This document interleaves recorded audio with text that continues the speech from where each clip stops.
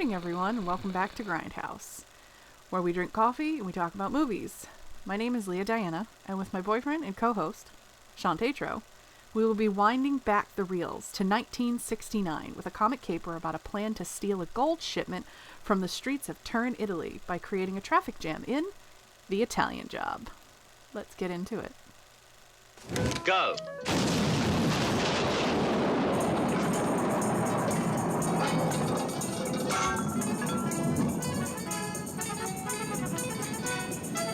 You're only supposed to blow the bloody doors off!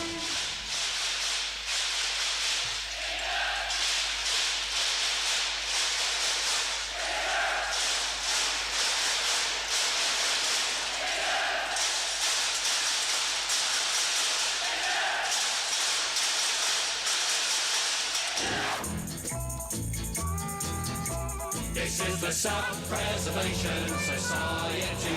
This is the Self-Preservation Society. We are about to do a job in Italy. It's a very difficult job, and the only way to get through it is we all work together as a team. And that means you do everything I say.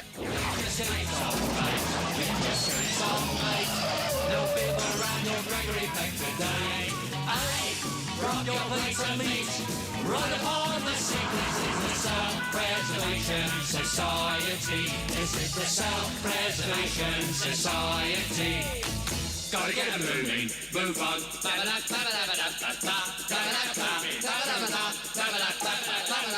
Jump in the jump job, gotta get straight. Hurry up, mate, it's gonna be late. And now it's your father. Tickety-boo, gotta get it moving. Now, what would you like? Everything.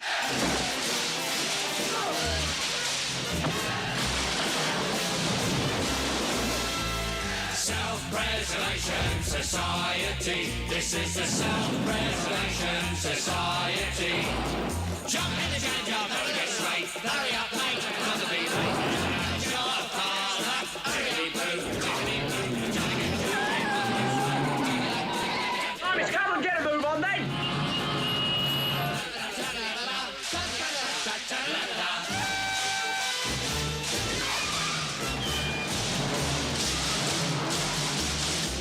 Self-Preservation Society. This is the Self-Preservation Society. Jump in the jam job, get straight. Hurry up, mate, it's gonna be late. And there's your father. Tickety-boo, tickety-boo.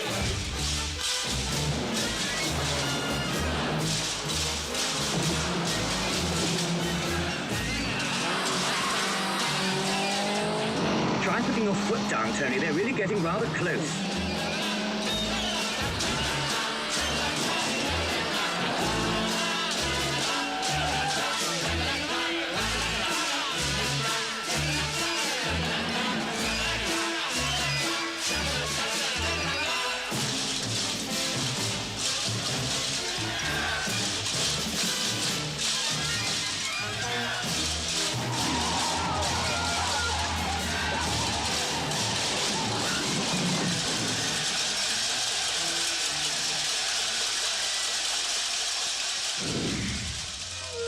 Hang on a minute, lads. I've got a great idea. Spread the word, you dirty cocksuckers. Tell all your grave robbing friends I want them out of the city now! The nightmare of insane murder. From the depths of hell. Screaming angel of death.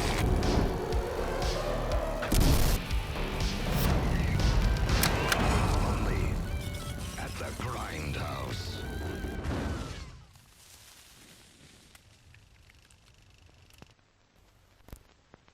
Hello, Leah. Hello, Shawn. How's it going today? It's cold. It is very cold in this damn apartment. It is. We vowed not to turn the heat on till I wanted December 1st. I don't think we're going to make it. No. We just had to finally turn it on. It's what? The 7th of Yeah. November. So we did pretty good. We waited a while. By By the time you guys are seeing this, it'll be well past that. Yeah. but- Yeah. So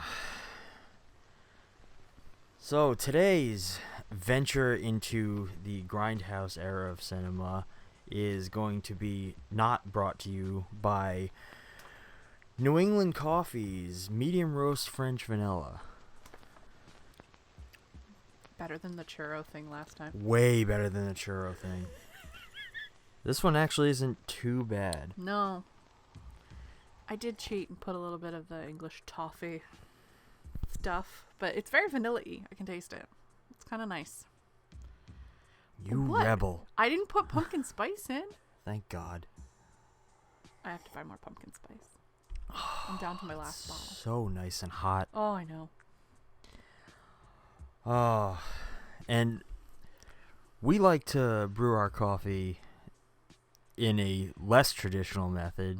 It's actually becoming more popular now. But Very popular. we do pour over with a Chemex. Thank you, Peter McKinnon, for that fucking recommendation. We are coffee snobs. Our next investment will be a professional barista espresso maker in like 10 years. Oh my God.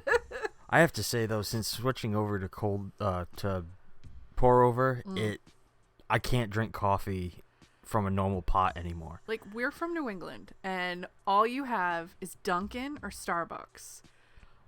Dunkin' Donuts is, I'm sorry, hot Trash. take, toilet water.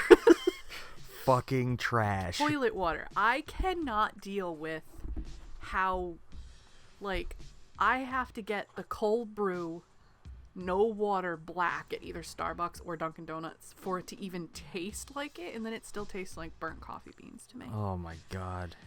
So, yeah. Honestly, pour over has fucking changed my life. I can't live without it now. What do you call it, Shawn? What do you call it? What do I call it? Yeah, what do you call it when something changes our lives? Fucking game changer, bruh. I hate that phrase. All right, so Italian Job was my pick because I really like the 2003 movie. Really? Yes, I really like it. It was with Mark Wahlberg, Charlize Theron, and a bunch of other people I don't remember. And all I remember is the newer style Mini Coopers in the pipes. And I thought that was badass. And I've always wanted to see the original because I really like Michael Caine. I really like Michael Caine. I always have. First movie I ever saw him in is, I told you earlier, Muppet Christmas Carol. It's actually kind of funny that you bring up the Mini Cooper. The Italian Job in all of its reincarnations is synonymous with one vehicle. Mini Coop. Mini Coop. Yep. The hilarious thing about this movie that we just watched is that there aren't any Mini Coopers in it. They say that there are. The characters mention The Mini Cooper. Coopers. They mention the Cooper or the Mini all the time. However, apparently the British Motor Corp, who owns the Mini, refused to donate any cars to the making of that movie.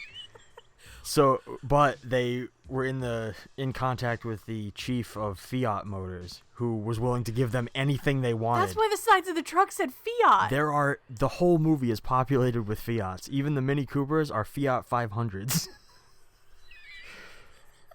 It's absolutely amazing. In every scene, you see Fiat logos. Oh, gee. Well, hey, I think the Mini Cooper is a British car, right? I believe, yeah, Yes. British Motor Corp. And the Fiat is an Italian car, and the movie was made in Italy. So it only makes sense to promote an Italian car, and British would be like, no, we don't want our car in that, no. Well, by that same logic, though, the 2003 remake had Coopers all over the place. It's called The Italian Job. It takes place in L.A. I mean, yeah, that famous pipe scene is that goddamn throughway that's in Greece that I saw in American Horror Story once. And, fun fact, it is actually in a BTS music video. Okay. I mean, the intro had the back of my phone in it, for God's sakes. I think people know. I can't hide Help me. one of my passions, so... So, as we mentioned, the film we watched this week was the 1969 Italian Job. So, this movie... I'm not prepared. So this movie was written by Troy Kennedy Martin. It was directed by Peter Collinson. This movie is actually most infamous for its cliffhanger ending that is talked about and discussed throughout history. Never known that is how that movie ends. Ever. Really? Never. I've never known that's how that movie ends. Well, as we lightly talked about, this movie has actually received 2 remakes in recent years. So you had the LA set remake in 2003 starring Mark Wahlberg, and there was an official Bollywood remake in 2012. There's a Bollywood remake? But dude, oddly enough, that's a remake of the remake. Yeah, I'll take it. I'll take it. It's fine. In 1999, this movie actually made number 36 of the BFI Top 100 British Films. Okay. And another fun little tidbit is that the score for this movie was composed by Quincy Jones. And he included a song that you heard towards the end of the film, the South Preservation Society, which actually features the vocals by Michael Caine himself. It did. I recognize. I'm like, is Michael Caine singing this? Is he literally going, the Self-Preservation Society? I'm listening to this going, this is fucking ridiculous. Oh my god. Oh. So this movie, I was immediately drawn in from the opening Paramount logo. How it starts on the infamous mountain, and then it does that tilt down to the windy road. Yes. I was hooked. That was awesome. I love the old 60s graininess. I told you that, like, I love that graininess look.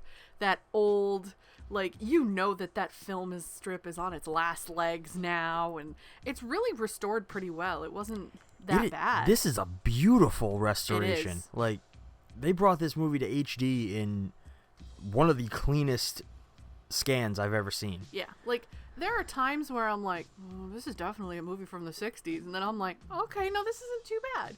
You have to kind of, like, engross yourself in the film for a little bit in order to, like, pass through the...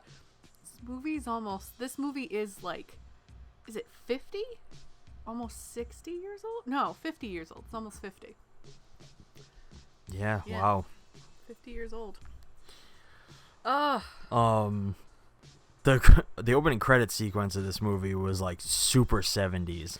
Yes. They did that like inside the car shot with the credits in the front window. You would think you would say this is like the pioneer of that because it was 69. That's very true.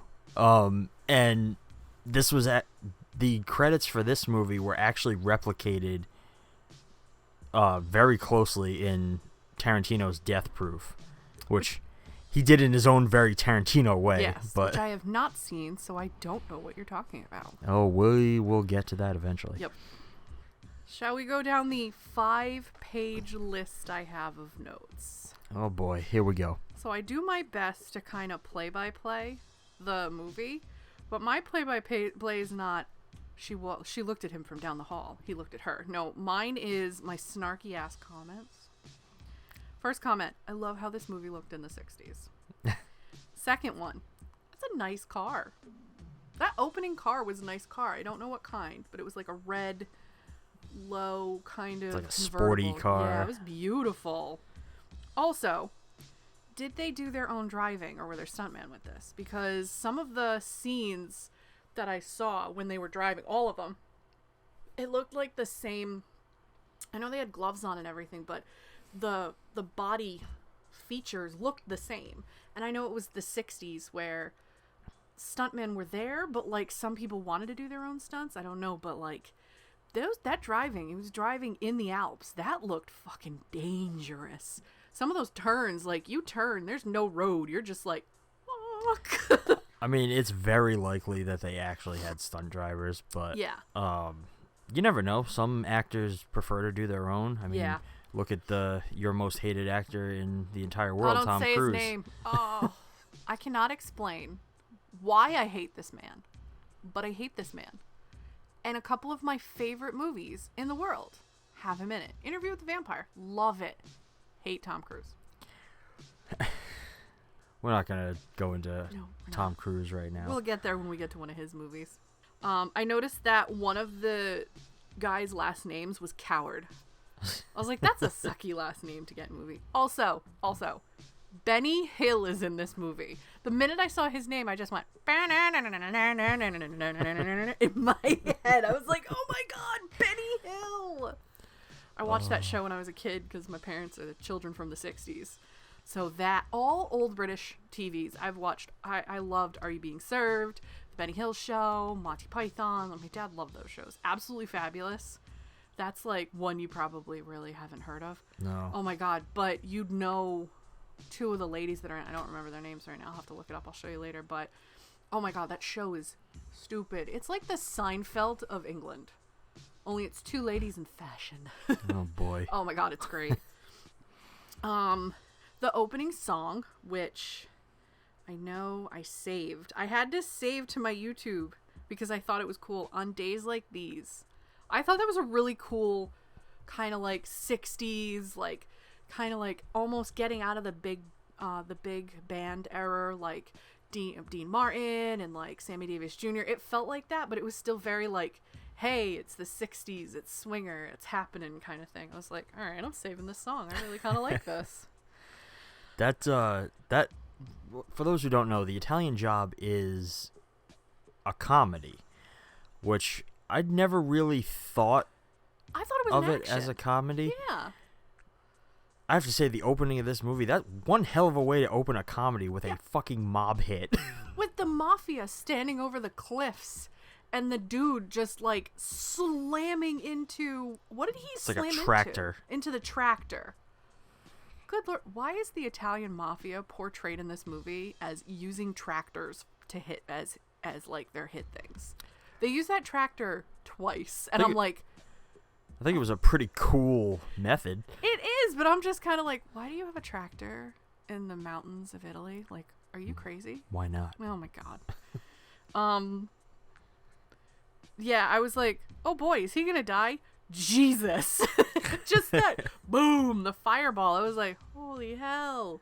Well, I felt like that that opening, it almost throws you for a loop. You like, you think you're sitting down for a comedy, and then all of a sudden it's like, what the hell, that's dark. I don't know, like I knew there was gonna be like a little bit of that, but I didn't think this was a comedy. Honestly. I didn't get comedy vibes from most of it. First half, I got comedy vibes until I would say probably once they get to Italy, that's when it's not a comedy anymore to me. But the first half, till they get to Italy, I'm like, this is just nothing but like 60s humor. Like, oh boy, 60s humor. Let's get into that part. So, also, baby Michael Caine. He was born in 1933. I had to look this up. This movie was in 1969. So that means that man was my age in this movie. And I was like, damn. And he's still kicking ass. Oh my god, he is. Wasn't he, not Commissioner Gordon, Alfred. Wasn't he Alfred in Batman? Was that in, Begins, The Dark Knight, and Rises. Rises, okay. I've only seen 2 out of 3. I'm not a Batman fan. I'm not a comic book fan. First thing, how did everybody already know that there was a heist happening in Italy right in the beginning when he was getting out of prison? They just kept going, oh, he's got a heist happening in Italy. And I'm like, he doesn't even know what's going on. It immediately started. Like, it was so weird. Although, I do love, like, that moment when he comes out of the prison and he immediately gets picked up by his former girlfriend who stole a embassy vehicle to come pick him up. Pakistan embassy vehicle.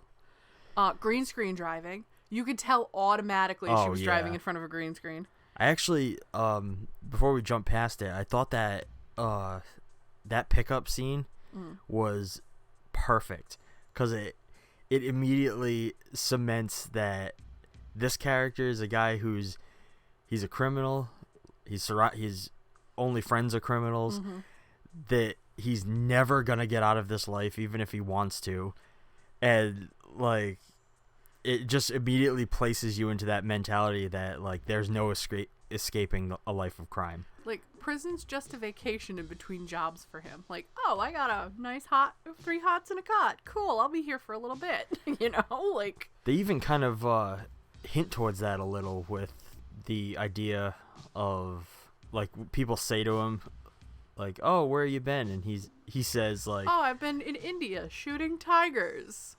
Yeah, like, they always... What? They kind of allude to, like, him going to prison is, like, just... an escape Taylor from was the like, real. Oh, so when did you get out? I mean, come home. Like, yeah. Like, Jesus. So he gets to the hotel, and he sees that the embassy car is being inspected by the police, and he giggles, and I'm just like, oh, this guy's a jackass. He's gonna be like, yeah, you in trouble. And then it just opens this next sequence of, like, I was laughing because this put me right back into, oh, it's the 1960s. Ladies and mirrors, and him coming out looking like he just banged every single one of those ladies in that room. All of them together. I'm like, damn! And then I'm like, oh, yeah, the 60s in England was just sex. From Austin Powers, we should have known that. I mean, that was definitely Austin Powers was one of those movies where it was like, oh, this is, like, just embellished. It wasn't exactly like that. I'm sorry, this movie, like, right there. And didn't Mike Myers say he, like, took cues with Austin Powers from Michael Caine? Well, yeah, that's movies? Why Michael Caine ends up playing his father in the third one. Which, oh my God, like, every time I think, now I look back going, yeah, get it, Mike Caine, get it. My note is, dude, be straight fucking hard. And then I was like, I want to live in the 60s. I loved how women dressed. I loved the big hair, the bouffants and stuff. And I just liked how women were women and men were men. But, like, that nowadays will not fly. No. Like, women were very like, you have to stay here. You have to be protected. You have to be coddled. And men were like, I'll go do the hard stuff. Like, immediately, like, he puts her on a plane and gets her the fuck out of there. Yeah. Like, Charlize Theron is a huge part of the remake. And it's because like, it's a different era. It is. It's a different era. But, like, I really wanted her to be in more scenes. I wanted her to be one of the drivers. I think that would have been badass. But also, I get it. It's a different time. You're not gonna... It's not exactly the same. Right. Also, his name was Charlie Crocker because he's a crock of shit. That's what I put. He lives a life of just... Like, I think he lives that life, so he's just a crock of shit. That's a good point. I didn't even really think about that. And then he meets up with the widow of the guy who blew up in the beginning sequence. And she gives him everything for the job, da-da-da. And then they straight fuck. Like... Off screen, of course. Yeah, but like... Michael Caine has some tact. Dude, I'd watch that. I would watch him. I would watch, rest in peace, Sean Connery, and I would watch Harrison Ford. Even at this age. Oh, boy. Oh, yeah. Old men. Woo! You get to be in your 30s. Shit happens to your brain. So, this money they were stealing, they tell you it's $4 million. Equivalent of today is almost $30 million. Shit. And that's only 50 years. So, what they stole in 1969 would be the equivalent of almost $30 million today. I guess that kind of makes sense because I remember thinking when he was saying $4 million, I was like, that is not a lot of money. That's not a lot. But even then $30 million isn't a lot. It isn't the heist in the remake like almost like $100 million. Like, it's up there, isn't it? I don't remember details. Like, don't quote me on that. Shows how much the times have changed. I know. Like, shit, if somebody said $1 billion, I'd be like, why are they flying that in? Like, just wire it to a bank. I mean, to be fair, they were transporting it in gold bars, so... Like, yeah, but nowadays they'd be like, hang on, wiring to your bank. Okay, done. Bye. Yeah. This would be a whole different story at that point. This would. We already talked about the comedy of this a bit, but, like, it's a very, very much in a British style. I love British humor. It is dry. It is in your face. It is beautiful. Well, this movie, like, it presents its story. The whole narrative is, like, told very straightforward, crime heist movie Yep. style. But then there's these moments of peppered British humor throughout the entire thing, which I guess makes it a comedy, but... I guess, like, but just think they're different times. Like, comedy nowadays, you have to go pretty hard with comedy nowadays. Like, you don't have to go that hard back then. Like, that probably... A lot of that stuff where we were straight-faced for, like, oh, okay, whatever. Like, that probably got roars of laughter back when this came out in movie theaters in 1969.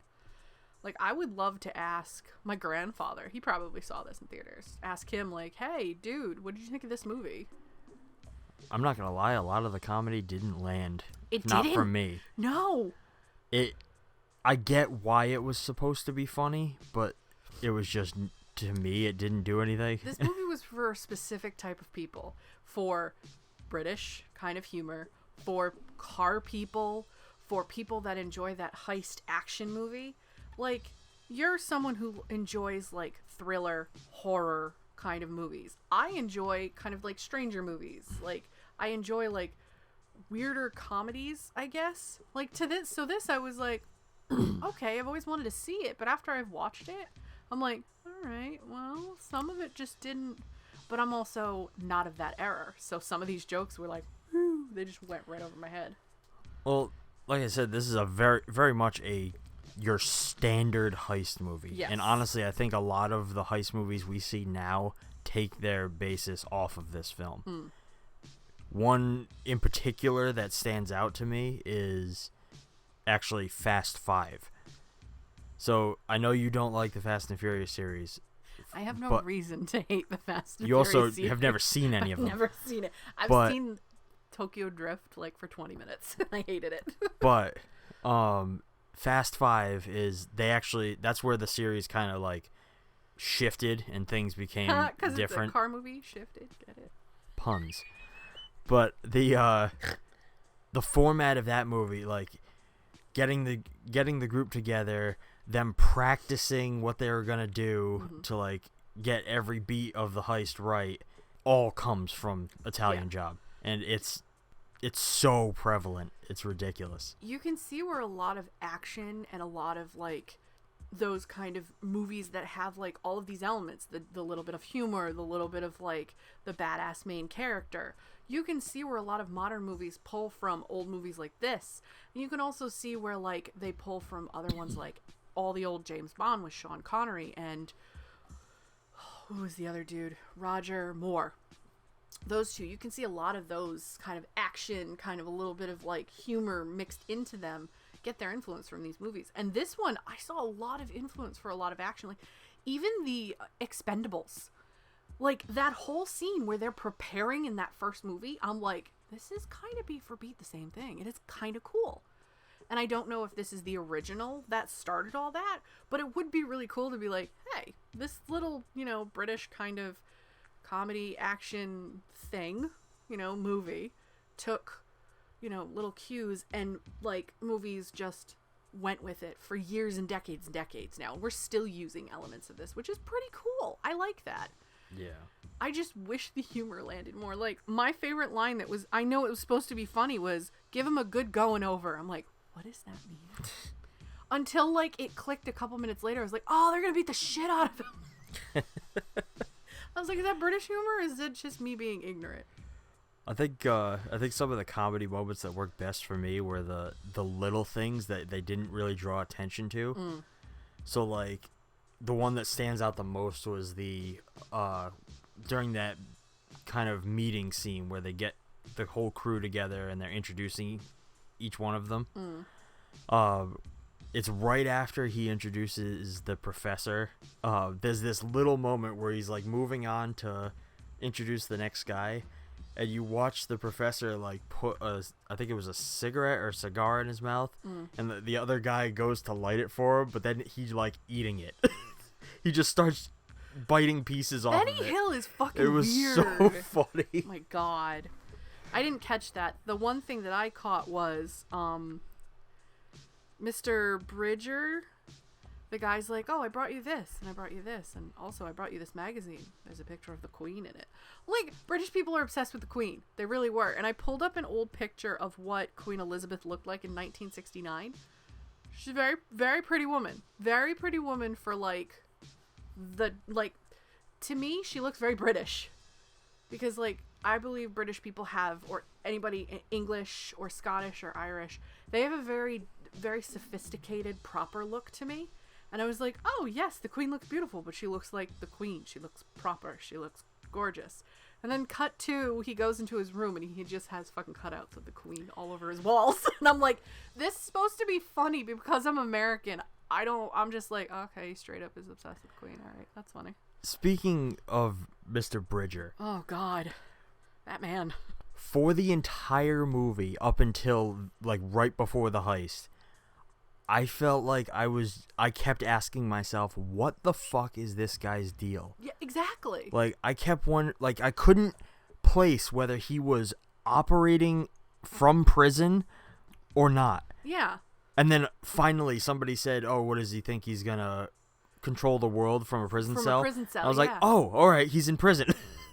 But I laughed because, like, all the guards, at one point, and this is very British humor, at one point, the guards were escorting him to the bathroom and guarding the bathroom, so because he has a poop schedule, like, obviously. And Crocker interrupts his poop schedule for, like, oh, I have a heist, da-da-da, you should read it. I think you should go with it. But obviously, I laughed because the guy's like, you ruined my schedule. Like, he's straight up, British humor has a poop joke in the Italian Job. That's funny. Because you see how much, like, I have to say it, American humor is very uptight. It is. It's very uptight. Yeah. It took years and years and years to get to that point. That joke would never have landed in America, in my opinion. No. But in England, in 1969, you ruined my poop schedule. Like, that's funny. Am I a child for thinking that was hilarious? I mean, poop humor doesn't really land for me ever. No, I mean, no, but it's like, okay, my siblings are much younger than me. 2 of them are 10 years, 1 of them's 20 years younger than me. So I still have kind of an immature sense of humor. I think the part that confused me the most about that character was the funeral where he just showed up. He's outside of prison. He showed up outside of prison. They're there to bury Aunt Muriel. That has to be a joke. There has to be something with that. Yeah, I don't know. Because they're all standing around like it is a image of like a mafia pose where they're all like doing this or holding like bats to their hands and shovels and shit. And I'm sitting here going, what is happening? What is this? This scene makes no sense. But it has to be some sort of like, oh, it's reference to this. All right, cool. Somebody give me Cliff Notes because I don't know whether I should be laughing or be like, oh, is this really? Is this like serious? Yeah. Aunt Muriel will turn in her grave. Why? Like, why are we? Who's Aunt Muriel? Well, why are we burying Aunt Muriel? What's happening? I just took that like the ending of that was basically his warning that if they fuck up this job, they're gonna fucking be killed. Yeah. But or give a good going over. However they said that. Basically from here we get into the actual heist. Almost. I have a couple of notes. Okay. Everyone is bent. That was their like, like how we say people be fucking crazy. Everyone's crooked. Everyone's crooked. Everyone's bent. I loved that. The scene where they met with Miss Peach, how the two, I think it was, I don't remember the guy who wore the pink suit, him and Crocker. What the fuck was with that pink suit? He's in Italy. It's fashion. I'm not touching that one. God damn. That was a nice suit. And it was like the shirt was even sparkly too. Like, woo. But he and Crocker are in Miss Peach's home after she just said, oh, I had to put Mr. Peach in a nursing home because he went after the maid.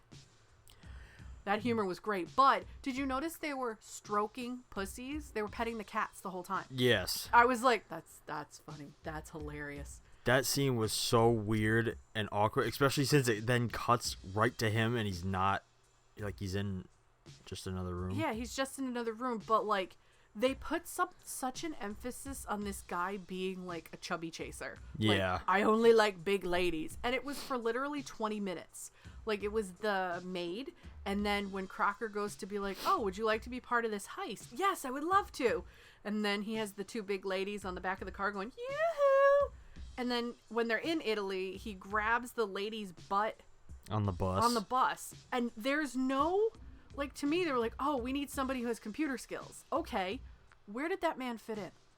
Where else? Like, I don't know. I don't know where Benny Hill's character was. I thought I missed something. I know. I'm sitting here going, wait a minute. Why? Because they, like, took him into the police station They took him in the police station, and that was it.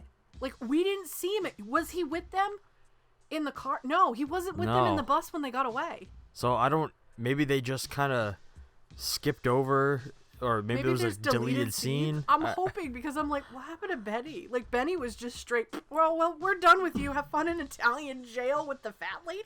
Like, what happened? Oh, when they're when they're at the meeting and they're around the table. Yes. I have to point out that one of the dude's hair was so blonde and so shiny and so pretty. I went, the hair in the 60s was so pretty. There must have been so much hairspray. Oh, God. Yeah. Oh, my God. Just from that. Oh, and him calling, every time they did the scene where they were going over the cars and doing everything, and they kept calling him Governor. All right, Governor. Like, what does Governor really mean? Like, what is that supposed to mean? I know in Mary Poppins, they call Mr. Banks Governor, I believe. I think it's supposed to be like a term for like gentleman of the house or like the head of the household. But I just love that term. All right, Governor. It's just so weird. So, governor in British slang essentially means it's used to describe a person in a managerial position, such as, sorry mate, can't come to the pub. My governor's got me working late tonight. Oh my God, does that mean I can make the guys at work call me Governor? You shall now refer to me as Governor. I don't think anybody is going to do that. No, I think they'll laugh in my face. Crashing cars, blowing up cars. And why does it look like every time the dude is reporting back to Bridger? Oh God, Bridger. That it looks like a Lifestyles of the Rich and Famous video from Italy. Oh my God. Like it's supposed to be like a secret message. And he's out in the open talking about this shit, and it's like, there's a dude standing right behind you listening. I honestly think that was probably a comedy element. That was probably supposed to be humor, but in my mind, this is an action movie. I'm going, what are you doing? You're literally compromising the whole mission. If somebody can understand English there, you're fucked. You're straight fucked. I felt like since you mentioned the car crashes and stuff, I thought the effects, the stunt work and stuff was awesome. None of it looked like flawed in any way. Even the mistake crashes when they were testing the vehicles were awesome. They looked like, oh shit, we really fucked that car. Sorry guys. Like, they looked like they were like, just fuck the car up. Just do it. Which is great because you want realism in that stuff. Absolutely. There's too many movies where it's like, all right, do it, but like, don't hurt the objects. And then you've got a movie where you're like, what? Why didn't they just commit? Why not commit to the destruction to make it feel more real? The mafia waiting for them was just really weird. What, all standing up on the God, yes. cliff? One of my favorite lines that I heard was a question of prestige. That line there were two lines that stood out to me. That was it. A question of prestige. That was what he said during the funeral scene. Bridger. I can't. I'm doing bad. The other line was what Benny Hill said to Crocker when they were at the bus. He said, fitting people aren't as lovely as flowers. I was like, I like that. That's a very nice line for what time of the world they were in. Like, Vietnam War was around there in the 60s. And there was all the peace and love movement, and there was like hippies, and they were going into the 70s, which the 70s were about a lot of political change all around the world, honestly. So it's really nice that fitting people aren't like flowers. Like, oh, why can't you be lovely on the outside as well on the inside as well as the outside? It's like, oh, look, they put a message in this movie around the poop humor, you know. Did you automatically hate the American that was speaking when we were at the scene where the Italians were having dinner. That man spoke, and I was automatically like, Americans are so annoying. We suck. We suck. You want to hear a fun fact? Fun fact. So this movie's primarily about cars and driving. Apparently, at the time that this was made, Sir Michael Caine could not drive. He's not seen driving. Nope. And when I think about it, you never see him driving a car. He only drove the gray one. He drove it out of the lot, and then he drove it into a lot. That was it. You didn't see him do more than that. Yeah, it actually mentions that specifically. That's hilarious. That's funny. Was he Sir Michael Caine at this point? I do not know. 1969? I don't know when he I became... would say no. Do you think they based the Kingsman character after Michael Caine? I doubt Because Michael it. Caine did a lot more action movies, I think. I think he was known. Oh, he's done a ton. I think he's known for his action. I could not get over how young and adorable he looked, though. Like, he still has that baby face now, and he's like, what, 80-something? It's in there. It's there. It never died. Very, very creative, throwing a bike into an electrical, like, facility and shorting the power. I was like, dude, that's kind of cool. Can I ask why the hell the van carrying the gold was painted gold? That was the most, like, conspicuous vehicle I've ever seen. Don't know. You would think they'd like have that van as a flashy van and then put it in something that's not flashy. Like, you're literally putting it in that van as like, hey, the gold's in here. I mean, if I knew that there was a heist that might happen, I would have been like, all right, well, we're going to put this in the back of like a mom's minivan and just tell her to go down to the station. Nobody would have been anything the wiser. Exactly. Like, really. I honestly think, like, since we're getting into the heist here, like, I think it always fucking amazes me how filmmakers are able to organize these humongous set pieces. Yeah. Like, in this case, the gigantic traffic jam in the middle of Italy. Like, that was incredible. How much did it cost them to be like, all right, Italian government, we're going to promote this place? Especially during that time. Like, yeah. How hard that must have been. They said that there was a soccer match going on. It was England versus Italy. Yes. And that was helping with the traffic plus the gold movement. Like, all of these people out, tourists. I was like, damn, how much did it cost whoever made this movie? I think you said it was Paramount. Whoever, like, them, how much did it cost them to rent Italy, and how long did it take to film those scenes? Because you could tell some of it was stage, but some of it was actual areas. Like, you could tell some of it was actually filmed in Italy. This heist scene, which is a little more than a heist scene, so it's like you have the actual heist and then you have the chase. Yes. The heist scene itself, I thought, was a really cool build of tension. Because you have that, like, they get the van pulled into that little room. Yeah. And they barricade the door and they're unloading the gold, and then you've got the police bearing down on the door trying to break it in. It was like just like a nice ticking clock moment, and it was really cool. I felt. It built some tension, but I'm used to, like, worse tension, so I was like, oh, are they going to get out? Oh, they got out. Well, for the time. Yeah, for the time, like, it would have been, oh my god, are they going to get caught? I do like how the two trucks that they used to smash, like, to block traffic, kind of, where they didn't secure the cars on the top down, so when they started to move them or do anything, the cars fell off and were, like, falling on police cars and, like, ruining more stuff. I was like, those smart bastards. They didn't tie those cars down for a reason. I was like, nice. Very nice. I also felt like this, getting into the chase sequence, I felt like this entire movie was like an advertisement for how awesome the Fiat 500 was. Yes. Because, like, they show this thing, it's driving through all these different terrains, It's going through mud. It's driving through water. It's like racing around in these tight areas.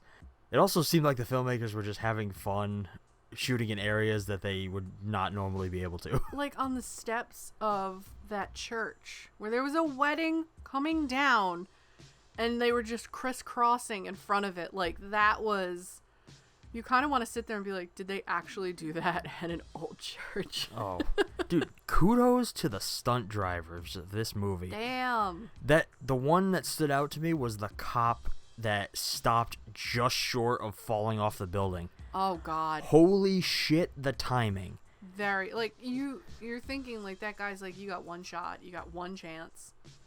If I fuck this up, I'm going over. Like, It was oh my God. perfect. And the tires were, like, right there. I was like, ooh, okay, that's, like, a real, like, that made me really tense. I wonder if that guy got out of that car and was like, woo! Oh, buddy! Yep. I had one issue with the chase. Okay. There was no music. It was lacking something.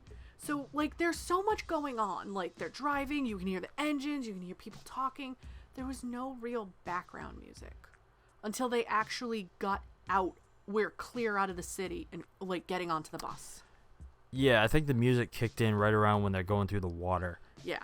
Like, I was hoping for a little bit of background music, like a little bit like something tension building. Yeah, to kind of like, but no, there was nothing. Like, there was a scene where, this was before the heist happened, where they're coming in the truck and they pull in and the birds fly away. I'm like, that would have been great if there was music behind that. See, I kind of liked that there was no music, only because, like, then it allows, like, the sounds of the engines and the chaos around them. Yeah, because you're thinking that movie, they're probably trying to sell the Fiat. Like, that car was badass back then. Like, we have Fiats now. They're okay. Like, I don't Fiats really... are not really a popular car. No, they're not. But, I don't think like, they ever have been. They're almost like around here, they're the little cars that compete with the Mini Coopers, aren't they? I believe so. The American ones aren't as great. I know they're still British and they're still Italian, but they're not as great. Like, I had an old Jeep, which was literally just the Fiat chassis. On the Compass is the Fiat chassis, but it's got the Compass Jeep and badge on it, which you can kind of tell because I've been in a Fiat before and driving it. I was like, yeah, these are very similar kind of handles. I know a little bit more about cars than you do, so it's kind of weird to, like, oh yeah, the chassis and the suspension and, you know, how it drives and how it, like, I don't know shit about cars. I can see his face going like, what? I'm a movie guy. Let's see. They had so much fun throwing cars off cliffs in this fucking movie. Oh, it was so, like, pull. The other two cars didn't blow up, but that red one, boom. I was like, no, buddy. The helmets.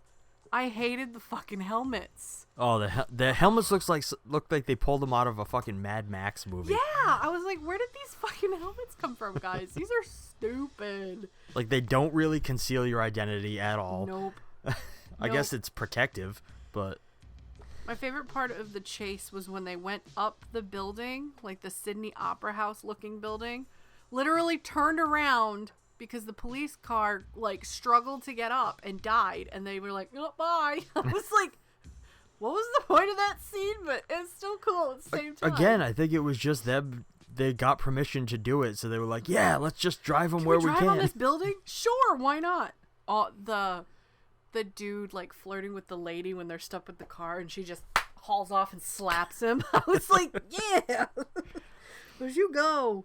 Oh, one of my notes. The poor bastard that's stuck with Charlie during this heist. He probably wants to kill himself. Because he just, every time they went back to Charlie in that car, he was judging how he was driving the whole time. I'm just like, oh, drive God. faster, they're getting closer. I would have been like, Mr. Kane, I need you to yeet yourself out of this fucking vehicle right now. The river scene was really cool. I'm really shocked that the smaller Fiats didn't get carried away with some of that water. Yeah. Like, I was like, oh, those stunt drivers had perfect control of those vehicles. That's amazing. Yeah, a lot of the scenes, honestly, a lot of the chase scenes, a lot of the stunt work in this movie is very impressive, especially for 1969. Yeah. Like, you see a lot of this shit now, and it's become second nature. Yeah. But thinking about it then, the logistics must have been a fucking nightmare. You're thinking about all those chase scenes and like, oh, that would have been really cool if there was a drone.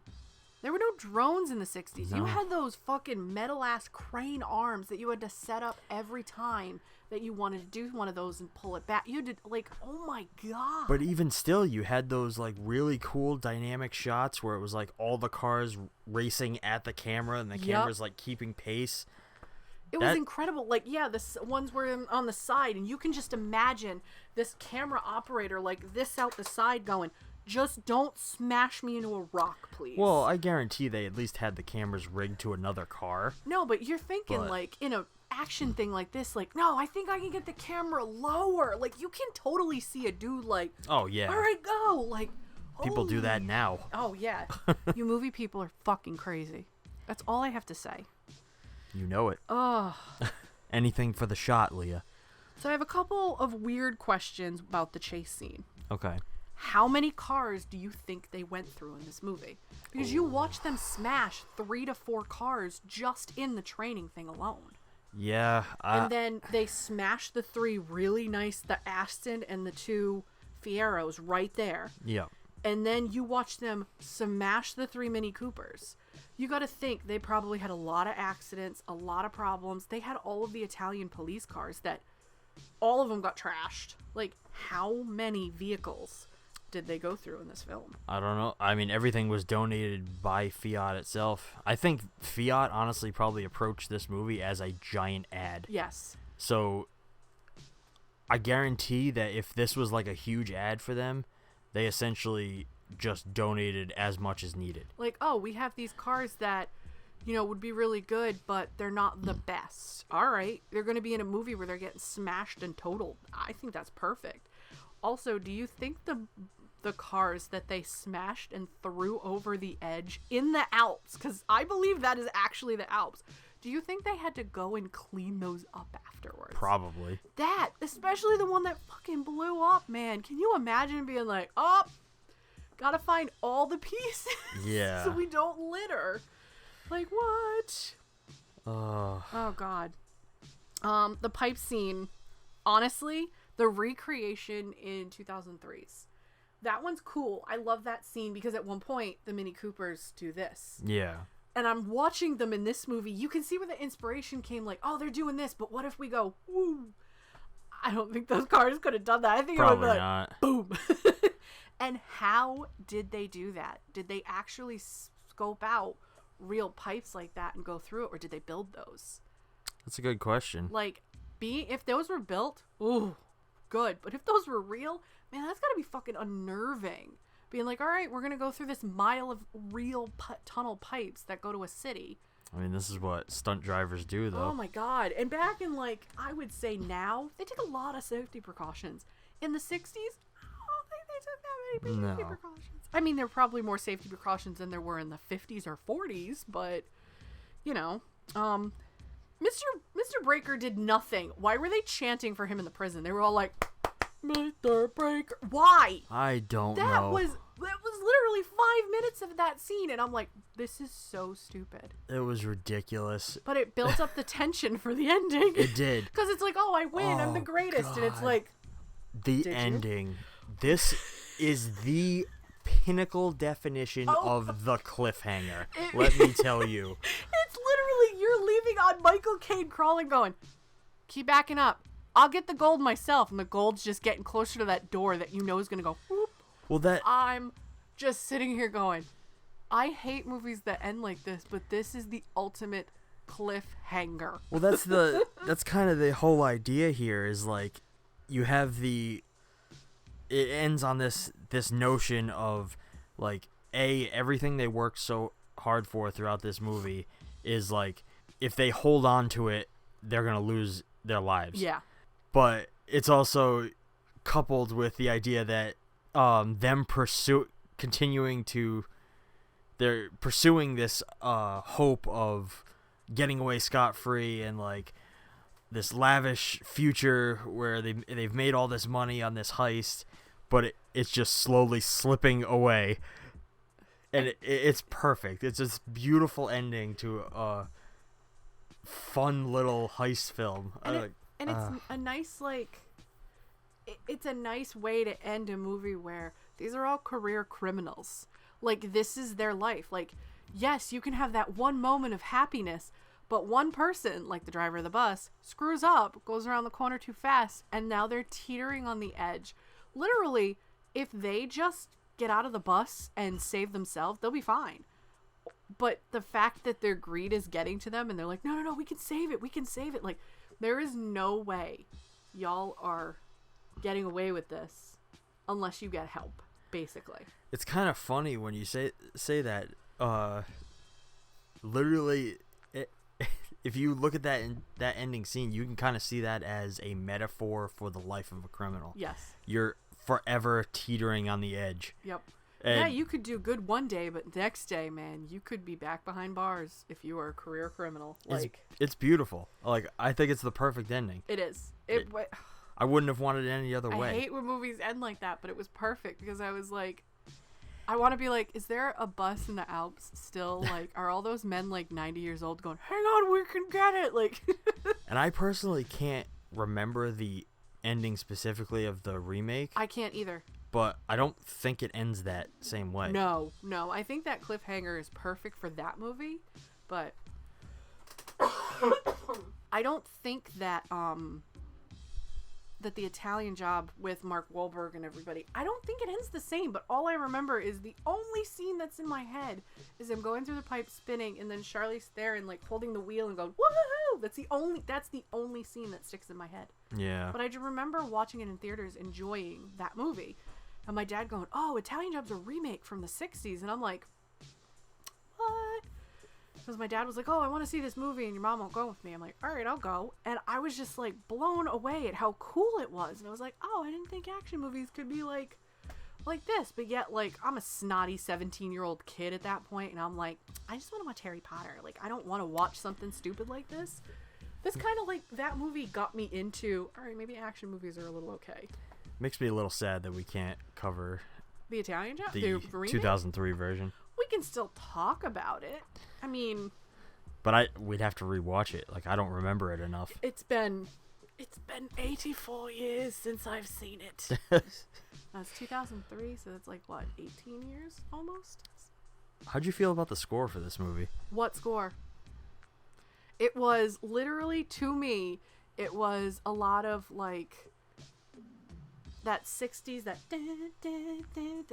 that was it. Like, there was no real like. But that was the score. Like, all the music in this was composed for this.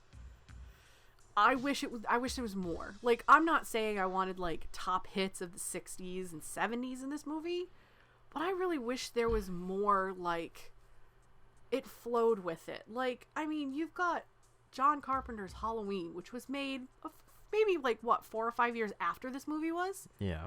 It had like a really good score during the tension moments. Why didn't this have music during the tension moments? Like, why was it all like... This was 69? 69, yeah. Carpenter's was 78. Yeah, it's that's fine. It's not a decade later. It's still like 9 years. It's fine. But like, it's still that same... I don't know. Like, I wanted more music. I wanted more score. I thought it was good when it was in there, but... Yeah, I mean... I think was lacking. The score wasn't... It definitely leaned a little more towards the comedy side of this movie. It wasn't so much like... It didn't fit the narrative perfectly, in my opinion. Yeah. I didn't hate it. I didn't hate it. I thought it was great. It went really well with the movie.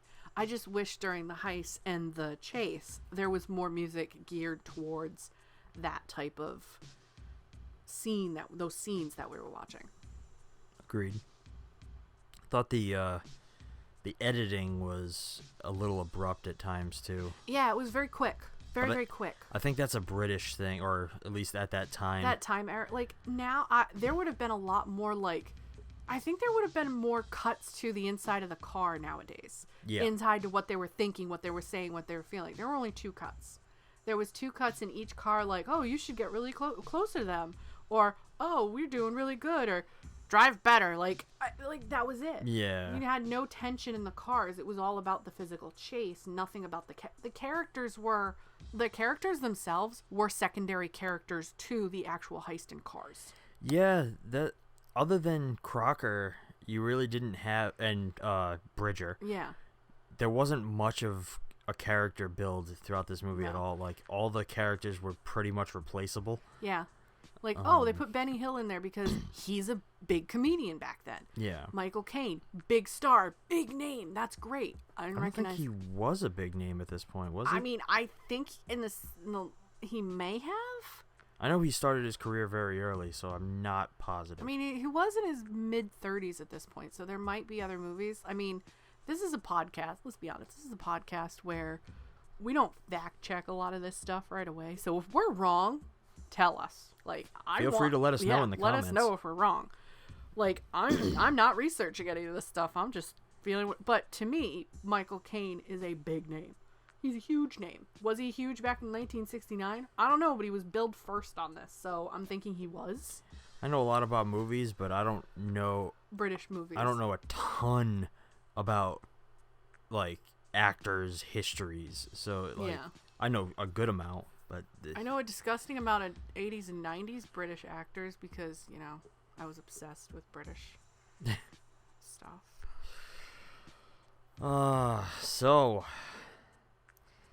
That kind of brings us through the entire film. Yeah, it was a quick film. It was a pretty quick. snappy watch for the most part. Yeah. What were your overall thoughts of it? I loved it. Honestly, I love, no matter what the content of the movie is, I love 30s, 40s, 50s, 60s movies. I really do. It was a different era. It was a different time. Men and women thought differently. And from this movie, they definitely thought differently. Like, women seemed more like objects in this film. Well, 1969, 1969. I mean. And I'm very forward for, like, positive thinking and girl power and all that, but, like, there was just something weird about seeing all these women standing there under everything. Hi, Charlie. I'm like, the 60s. This is a weird time. Like... But I love old movies like this. I love seeing different eras. I love seeing different... Just... It's so different from what we know now. Like, this movie... we have that question after, so I won't finish that thought. We can kind of nix that. But, like, I don't know. Like, I just loved this movie for the fact that it was showing us a time period that doesn't exist anymore. And I love it. I agree. I definitely think that I really enjoyed this movie. But I also, like I've told you before, I really like heist movies. And which is odd for being a person who's mostly a horror fan. Like, I love the dynamic of a heist film and that build of, like, constant tension. Will they pull it off or not?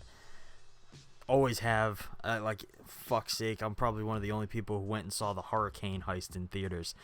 I don't know what that is. What is the Hurricane heist? Horrible.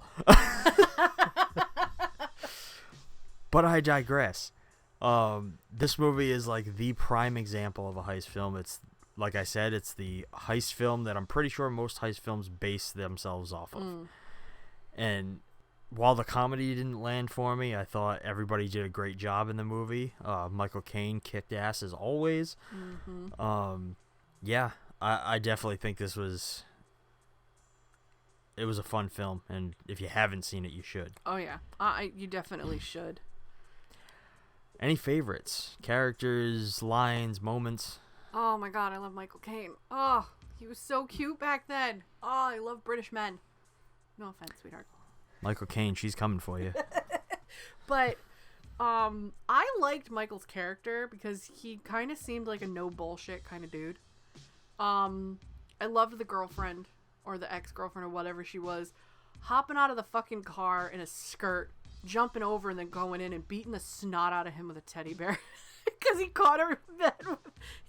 He caught him in bed with 2 other chicks. Like, but you brought 8 other chicks to a hotel room for him when he got out of prison, so... I'm just like, girl, what are you doing? But yeah, I liked the 2 of those characters. I liked how each one of the the characters during the heist or during the chase, they all had different personalities.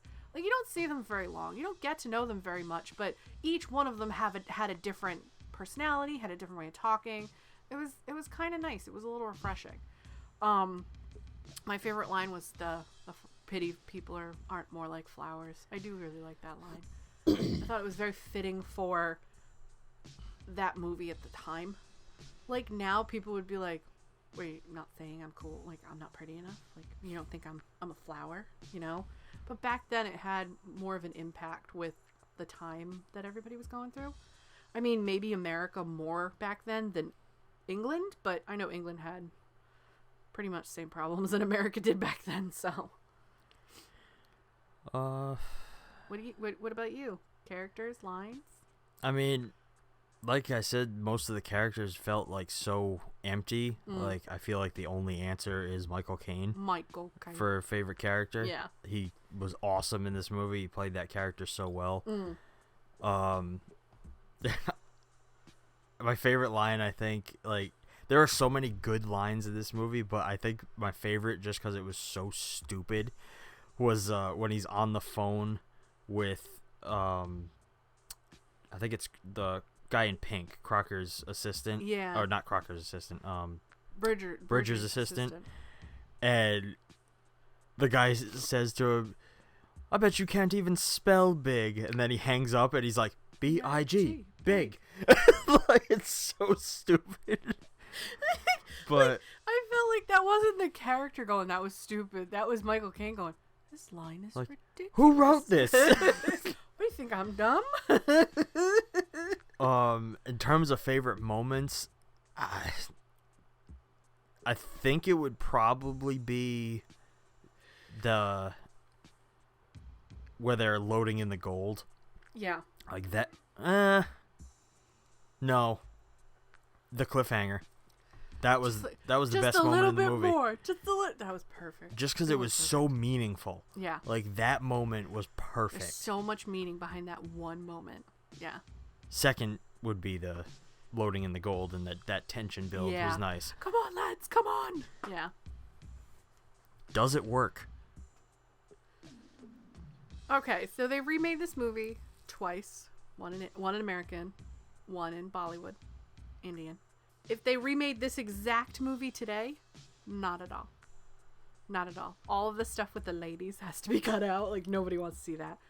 It wouldn't be a comedy. They wouldn't be able to put much comedy into this, because you're thinking you're trying to steal gold coming from the Chinese to Italy during a traffic jam.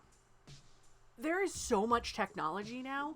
They wouldn't be transporting gold from China to Italy right now. Gold is so expensive now.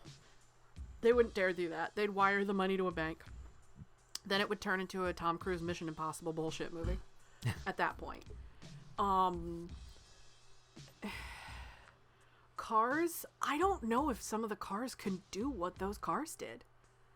Like, the cars today are really good, but I don't know. Like, it would cost millions of dollars to do something like that now. And you're thinking going around Italy in sports cars in a heist movie? I mean, I honestly, this is an I don't know. I don't think it would, but some crazy ass director out there would be like, dude, I got an idea. Like, you know somebody would. But I don't know. Like, the context of the movie wasn't that bad. There was a little bit of sexism, but in 1969... It's expected. It was very expected. I mean, they did it pretty well in the remake in 2003, but they took out a lot of this stuff. A lot of this, like, was not there. Like, Charlize Theron wasn't put on a plane to go to Geneva because Michael Caine didn't want her around, you know? Right. You had to definitely, like, figure things out. It wasn't just one scientist that made a bullshit box that could be thrown into trash to throw off a couple of cameras. You're thinking you gotta fool, like, a huge amount of people to get a heist over like this. So, I'm gonna say a strong I don't know. For me, this movie still works. Okay. For me, it does exactly what it sets out to. It's a heist film through and through. The benchmark of heist films. It builds the tension. It keeps the fun of a heist going throughout, and then comes in hard with the perfect fucking ending. Oh my god. I don't think it works for the rest of the world. Like, I don't think anybody who's never seen this movie before, or like a Gen Z watching this movie, I don't think it's gonna work. Oh god, I didn't even think about that. They would think this movie is stupid. Yes. No offense to that generation, no offense, but watching this movie now, I'd like to have my younger sister. She's the only benchmark of Gen Z we know, honestly.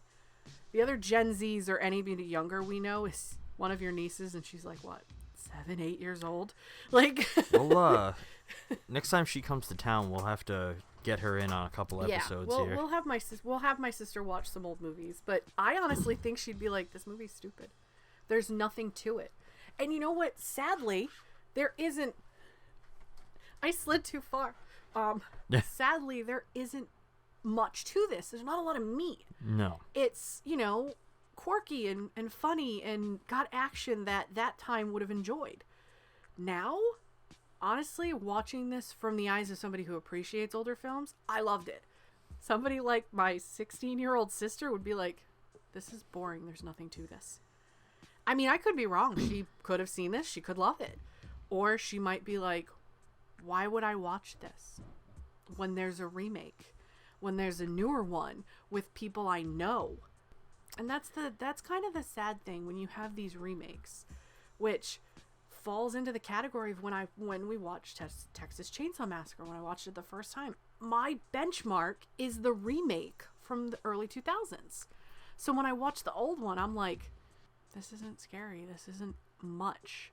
And that's where it kind of sucks. You wish that the older generation, like, before you watch that, you got to watch the original to appreciate what they've made now. That being said, would you recommend it? Oh, God, yes. I would, because it's a classic. It's a classic. It's a benchmark. I, in a word, think it's imperfectly perfect. Because there are things that are like, I'd do that different. But it's great. It's a sign of the times. It's a sign of what the 1969 ideal heist action movie was. And I would recommend this to anybody. If you like older films, you like Michael Caine, even in Batman, like from the Christopher Nolan, am I saying that director right? Yes. Okay. In Christopher Nolan, like, if you appreciated that character, watch his older stuff. He was such a witty and quippy and funny, or is still. He's not dead. He is still. Yeah. I forgot he's not dead. He's not dead. Michael Caine dies, I'm gonna cry.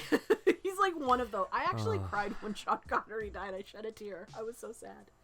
But yeah, I would recommend this every day, all day. I would also absolutely recommend this. That's coming from a lover of these 60s, 70s, 80s movies. Like, I, for some reason, am obsessed with those decades, and this is a prime example of what gold comes out of that older period in time. Like, I love gold. we don't get things that today like we did then. No, you and don't.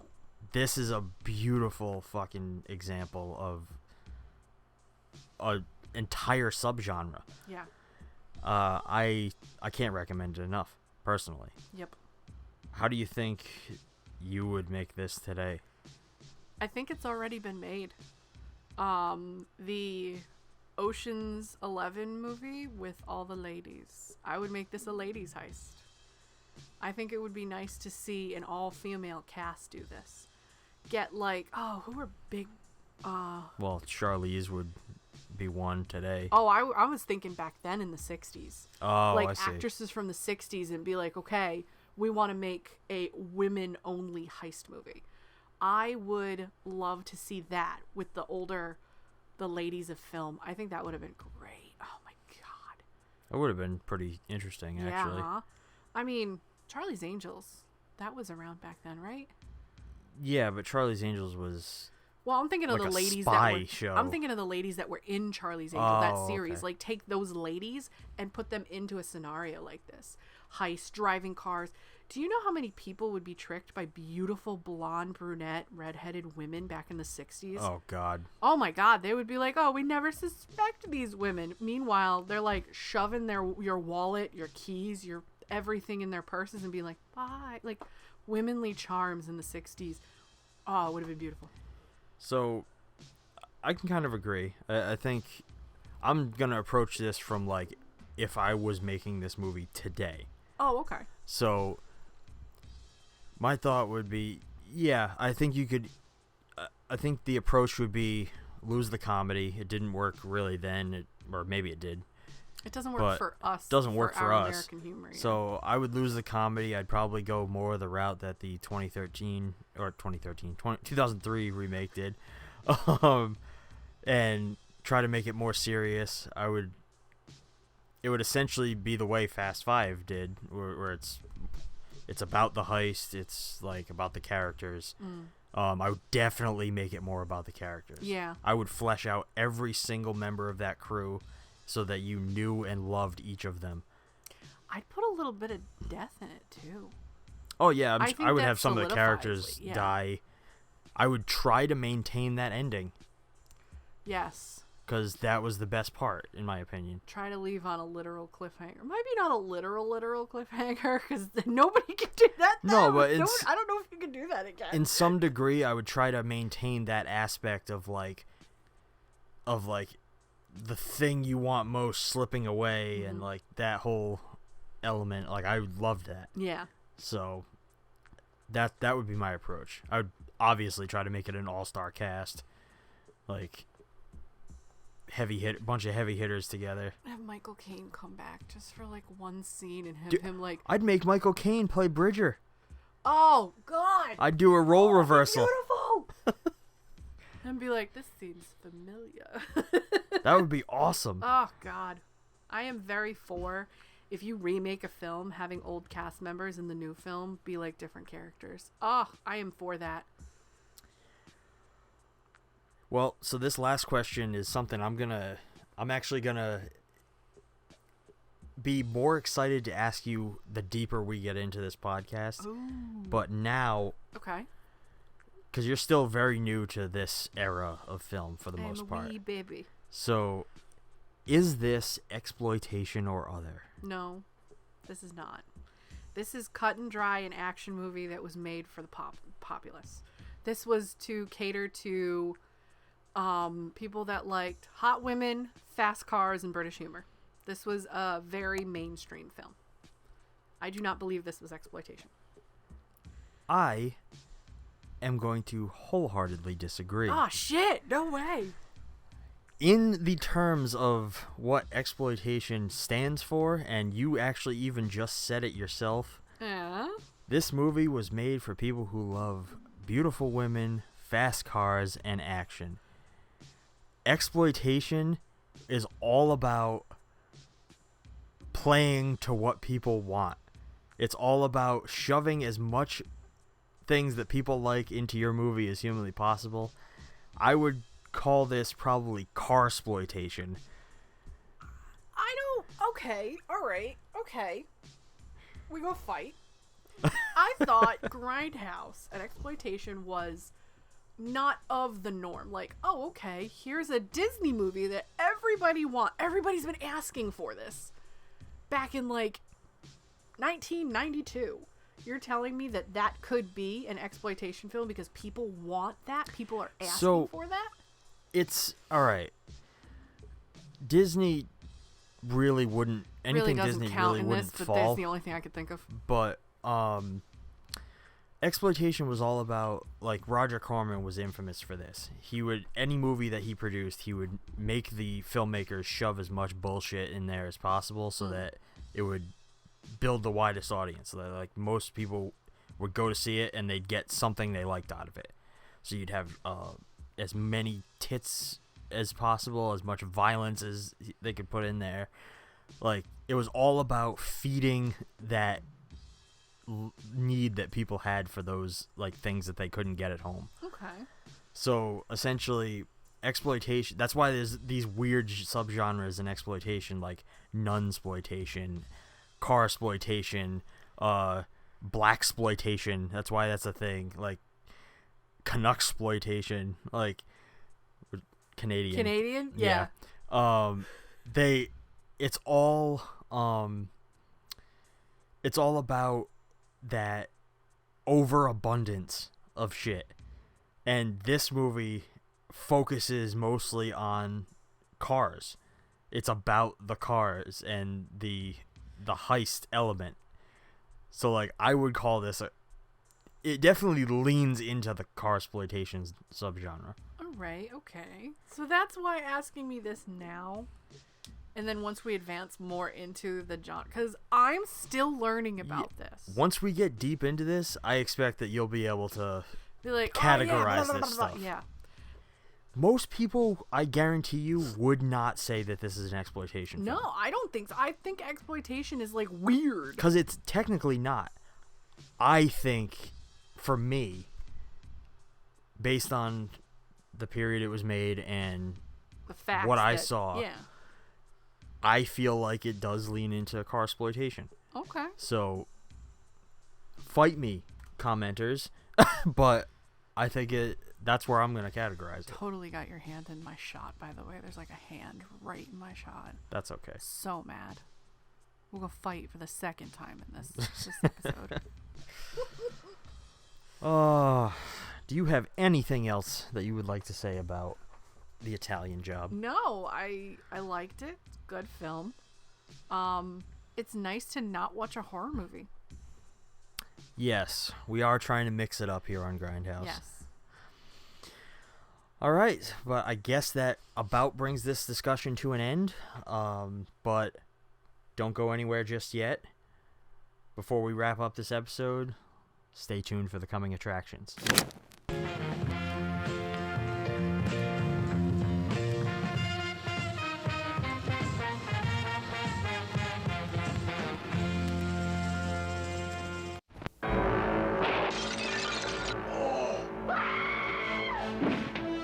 Every person in this room has the perfect motive. Stand back! For murder. What do you mean?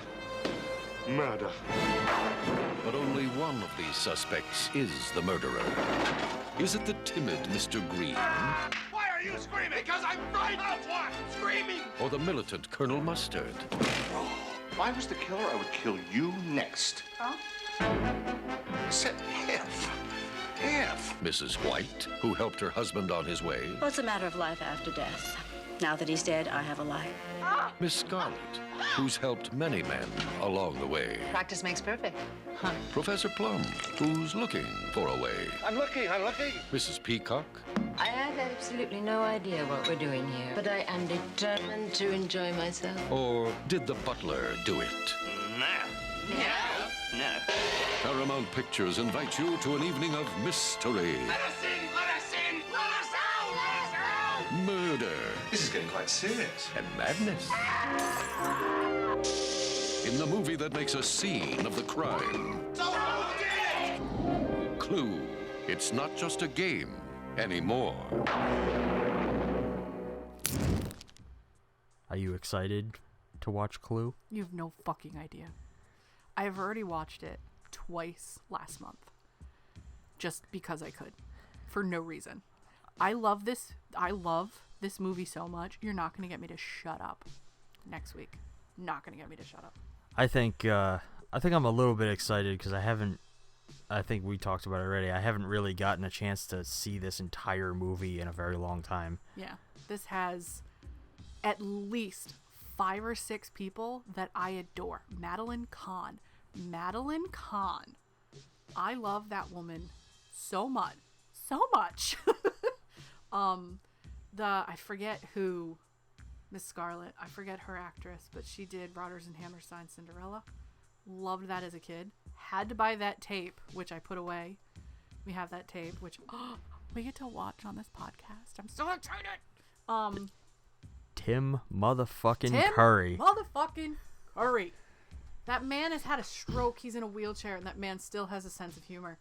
I love that. I love that man. My brother sings Toxic Love at work because he can. We grew up with Tim Curry. Like, he is the man. Oh, we get to watch Rocky Horror Picture Show. We get to watch Rocky Horror. We get to watch Stephen King's It.